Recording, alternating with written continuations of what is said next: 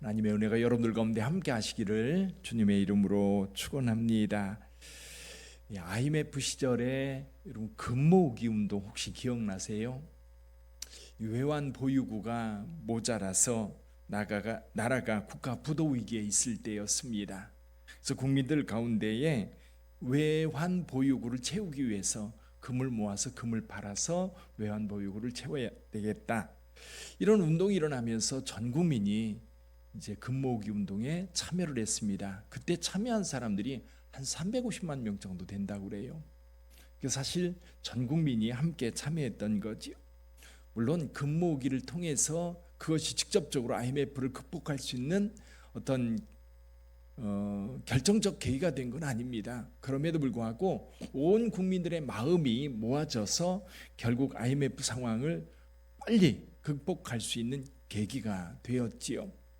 근데 한 사람의 헌신들, 그것들이 모아져서 한 나라를 구하는 놀라운 일이 그때 이루어졌던 겁니다. 천리길도 한 걸음부터라고 합니다. 그 먼 길을 떠날 때 한 걸음 내디뎌야만 거기서부터 시작이 되어서 천리를 갈 수 있는 거지요. 우리가 세상을 살다 보면 많은 사람들이 이제 뭔가 엄청나게 많이 필요합니다. 근데 이걸 어떻게 감당해야 될까 겁이 날 때가 있어요. 근데 여러분 의외로요, 아주 작은 헌신에서부터 이 일들이 해결되기 시작하면 금방 그 큰 문제들이 해결되는 경우를 종종 보게 됩니다. 오늘 본문의 말씀이 그 얘기를 하고 있습니다. 여기 5천 명이 모였습니다. 근데 그들이 다 굶주려 있어요. 근데 그들에게 뭔가 좀 먹을 것을 줘야 될 텐데 그 상황입니다. 그럼 그들을 위해서 준비할 수 있는 게 어떤 게 있을까요? 사실 오늘 본문의 말씀에 보니까 예수님께서 갈릴리 바다 건너편으로 건너가셨다 말씀하고 있습니다. 제자들과 함께 산에 올라가 앉아 있는데 많은 무리들이 몰려오는 거예요. 그 무리를 보시고 예수께서 빌립에게 이렇게 말씀하십니다. 우리가 어디서 떡을 사서 이 사람들을 먹이겠느냐? 예수께서 이렇게 물으니까요, 빌립이 머리가 좋았나 봐요. 금방 예수님의 답을 찾기 위해서 머리를 돌렸는데 계산을 해보니까 거기 모인 무리들 5천 명이 넘는데 그 사람들에게 떡을 조금씩 나누어 줄지라도 200데나리온의 떡이 200데나리온의 돈이 필요하다라고 계산해 냈습니다. 200데나리온 계산이 잘 안 되는데요. 이게 한 데나리온이 어른들 하루 품삯입니다. 하루 품삯. 그러니까 한 사람의 1년 연봉 정도 되는 거지요. 1년 연봉 되는 돈입니다. 그러면 뭐 하루에 10만 원이라고 하면 여러분 1년이면 얼마입니까? 한 달이면 그리고 쉬는 날 빼고 그러면 그 10만 원이면 200만 원 정도 되는 거고요. 이것이 1년으로 모으면 2,400만 원 정도 되는 거지요. 그러니까 200데나리온이라고 하는 돈이 간단하게 그 몇 푼 안 되는 돈이 아니라 우리 돈으로 지금 계산해도 수천만 원이 되는 겁니다. 근데 더욱 큰 문제는요, 그 돈이 있다 할지라도 이 시대에는 200명, 5천 명이 먹을 만한 떡을 금방 구할 수 있다 없다? 없다. 요즘에는요, 슈퍼에 가면 쌓인 게 물건이잖아요. 돈만 있으면 어딜 가든지 조달할 수 있습니다. 여기저기 연락을 하면 모으면 수천 명 먹을 수 있는 것 모을 수 있습니다. 근데 이 시대는 그런 시대가 아닙니다. 특별히 어떤 모임을 위해서 오래도록 준비한 게 아니라고 한다면 갑자기 여기 5천 명이 넘는 사람들이 먹을 수 있는 떡을 준비할 수 있는 건 불가능해요. 근데 마침 그 자리에 시몬의 형제 안드레가 예수님께 이렇게 말씀합니다. 우리 9절을 한번 좀 읽어볼까요? 9절 같이 읽어봅니다. 여기 한 아이가 있어 보리떡 5개와 물고기 2마리를 가지고 있나이다. 그러나 그것이 이 많은 사람에게 얼마나 되겠사옵나이까. 여기 아이가 가지고 있는 것이 뭐예요? 보리떡 5개. 보리로 만든 떡 5개인데 아마 조그만 떡이었을 겁니다. 그리고 물고기 2마리를 가지고 있는데 물고기 2마리 이만한 잉어가 아니고 조그만 손바닥만한 아주 작은 물고기였을 겁니다. 그러면서 이것을 주님께 드리면서도 안드레가 이렇게 말합니다. 그것이 많은 사람들에게 얼마나 되겠사옵나이까. 사실 이 보리떡 5개 물고기 2마리 이건 아예 없다고 치는 게 낫습니다. 그걸 가지고 우리가 어떻게 할 수 있겠습니까? 그 많은 사람들이 먹을 양식이 필요한데 어린아이가 가지고 온 이 보리떡 5개 물고기 내놔봐야 예수님 혼자도 못 먹어요. 그냥 그건 없는 걸로 하고 치워. 아마 거기 있었던 사람들이 그렇게 말했을지도 몰라요. 근데 안드레는 그걸 내놓으면서도 마음 한 곳에 이런 마음이 드는 거예요. 이게 무슨 소용이 있겠습니까? 저는 이 안드레가 이렇게 보리떡 5개 물고기 2마리를 한 아이로부터 받은 것을 내놓을 때에 이런 마음이었을 거예요. 예수님, 여기 불가능합니다. 여기 이거밖에 없고 이것이 이 사람들에게 무슨 의미가 있겠습니까?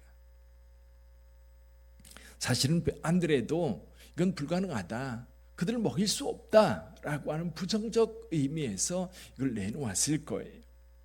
근데 예수님께서 이렇게 말씀하십니다. 예수께서 이르시되 이 사람들로 앉게 하라 하시니 그곳에 잔디가 많은지라 사람들이 앉으니 수가 5,000명쯤 되더라. 수가 5,000명쯤 되었다. 아마 거기 모인 사람들이 얼마나 많은지 아마 그들 나름대로 계산해 봤을 때 5,000명이 넘을 거라고 계산을 했던 겁니다. 근데 예수님께서 그 떡을 가지고 축사하십니다. 축사하신 후에 앉아있는 자들에게 나누어 주시고 물고기도 그렇게 그들이 원대로, 여기 11절에 보면 그들의 원대로, 그러니까 원하는데 조금 더 줘, 그런데 그걸 안 돼, 다른 사람을 먹어야 돼, 그렇게 얘기하는 게 아니라 더 달라고 하면 얼마든지 더 준 거예요. 얼마든지 필요한 사람에게 더 준 거예요. 더 달라고 그러면 다 더 줬어요. 그렇게 해서 원하는 대로 충분히 줬습니다. 그래서 결론이 어떻게 났습니까? 우리 12절 한번 읽어보죠. 12절 같이 읽어봅니다. 그들이 배부른 후에 예수께서 제자들에게 이르시되 남은 조각을 거두고 버리지는 것이 없게 하라 하심으로. 여기 보니까 그들이 어떻게 한 후에? 배부른 후에 만족했어요. 다 배불렀어요. 이제 됐다. 더 이상 먹을 것에 대한 탐욕을 부리지 않아도 되는 상황. 배불러요. 넉넉해. 원하는 대로 주시니까 모든 사람들이 배불렀습니다. 근데 예수님께서 남은 조각 버리지 말고 다 모아라 라고 명하십니다. 그래서 제자들이 보리떡 5개와 물고기 2마리로 모든 사람들이 원하는 대로 다 배부르게 먹은 상황에서 남은 것 거두었습니다. 거두었더니 12바구니에 찼다. 12바구니에 찼다. 넉넉했던 거지요. 부족하지 않았습니다. 예를 들면 모세가 성막을 지을 때 백성들에게 성막 재료를 모집을 합니다. 나무가 있는 사람 나무, 시딘 나무지요. 나무를 가져와라. 또 어떤 사람에는 금이 있으면 가져와라, 동이 있으면 가져와라, 은이 있으면 가져와라 라고 할 때에 사람들이 자발적으로 가져옵니다. 너무 많아가지고 넘쳐서 모세가 뭐라고 얘기해요? 이제 그만 가져와. 원래 처음 시작할 때는 이게 과연 될까? 여러분, 이 성막에 쓰이는 금과 은은요 어마어마한 겁니다. 어마어마해요. 근데 그 금이 다 있을까? 은이 다 있을까? 동이 있어서 그 번제단과 그 물두멍과 이런 것들을 다 만들 수 있을까? 그런데 백성들에게요 이거 가지고 와라 라고 할 때 서로 가지고 와서 나중에는 너무 넘쳐서 이제 그만 가져오라고 이야기할 정도로 그렇게 차고 넘쳤던 겁니다. 똑같은 얘기예요. 오늘 보리떡 5개와 물고기 2마리로 먹고 남았어요. 12바구니에 남았어요. 이 12바구니에 남은 이것만으로도 아마 수백 명이 먹을 수 있었을 거예요. 이렇게 넉넉하게 하나님 앞에 채워졌습니다. 네, 여러분, 우리는 여기에서 봐야 될 것이 뭐냐면 한 아이의 물고기 2마리, 보리떡 5개의 도시락입니다. 이 아이가 먹을 수 있는 것, 이것이 주님 앞에 드려지고 이것이 주님 손에 들려져서 주님께서 축사하실 때에 이 놀라운 일들이 벌어졌던 겁니다.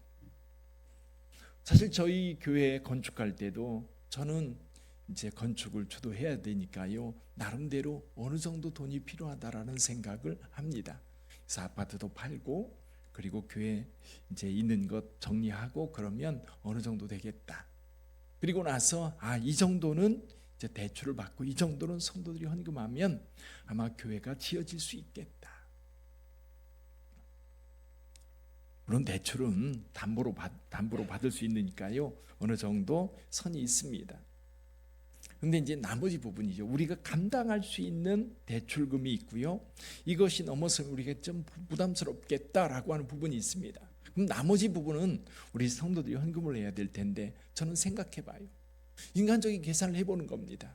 우리 성도님들의 형편을 생각해 보는 거예요. 사업하는 분이 있나? 의사나 판검사 정도 수입이 괜찮은 사람들이 있나? 사업을 크게 하는 사람들이 있나? 아니면 대기업의 임원 정도 돼가지고 연봉이 수억 정도 되는 사람들이 있나? 아무리 계산해 봐도요, 그런 분들 없어. 그럼 어떻게 하지? 그런데요, 하나님께서 채우시는데 놀랍게 채우세요.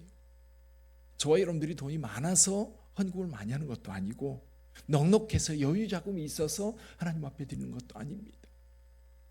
우리 주님께서 우리 마음속에 감동을 주시고 우리 마음속에 은혜를 주실 때에 어떤 분이 하나님 앞에 드리는 그것이 우리에게 얼마나 큰 힘이 되는지 생각이 납니다. 우리 교회 한 달에 한 번씩 오시는 신한진 집사님이 계세요. 그럼 지금은 아무것도 안 하십니다. 근데 이제 그 전에 우리 교회 건축헌금 하실 때 그분은 늘 뭘 하셔요?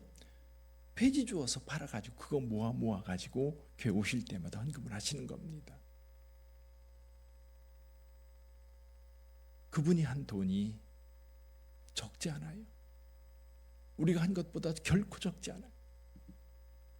또 한 친구가 저희 교회 건축한다는 이야기를 듣고 돈을 보내옵니다.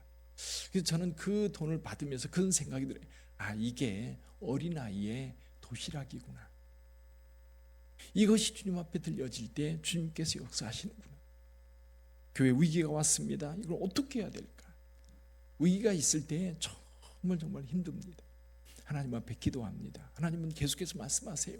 아무것도 염려하지 말고 모든 일에 기도와 간구로 너희 구할 것을 감사함으로 하나님께 아뢰라. 하나님은 아뢰라. 그럼 주님께서 어떤 것으로도 해결이 되는데, 그 틈바구니 아주 작은 것 같은데 그것이 결국 해결의 실마리가 되고 오늘 여기까지 오게 되었습니다. 여러분, 저와 여러분들이 교회를 섬길 때 또 여러분의 삶에도 마찬가지입니다. 한 걸음 내딛는 게 굉장히 중요하고요. 한 시간의 혼신, 한 발자국, 그리고 한 가지 내 가지고 있는 것을 하나님 앞에 드려질 때에 그때 하나님은 역사하셔요. 그래서 하나님이 필요로 하실 때, 지금 예수께서 5천 명이 배고파하고 있는 이 상황, 주님께서 필요로 하고 있는 상황입니다.